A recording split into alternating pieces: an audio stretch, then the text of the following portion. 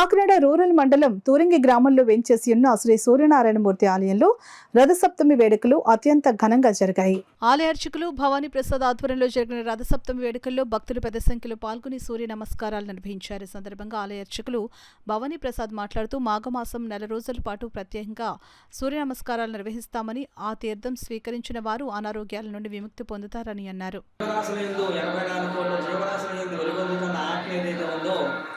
ఆత్మ శ్రీ సూర్యనారాయణ స్వామి వారు. సూర్యనారాయణ స్వామి వారు అంటే ఎదురుకుండా వెలుగుతున్న అగ్నిగోళం కాదు, దాని అంతర్గతమైనటువంటి దివ్యమైన శక్తి ఏదైతే ఉందో అది సూర్యనారాయణ వారు. ఆయన నుంచే ఈ సమస్త చరాచర సృష్టి జరిగిందని మనకి ఆదిత్య పురాణం చెప్తోంది. సకల పురాణంలో కూడా ఎంతో కొంత ఈ సూర్యనారాయణ వారి యొక్క ప్రతిష్ట విశేషమైనటువంటి ఆ యొక్క మహిమ మనకి తెలియవస్తూ ఉంటాయి. కనుక దేవదేవుడికి పరమేశ్వరుడికి సూర్యచంద్రుడు నేత్రాలు అంటారు.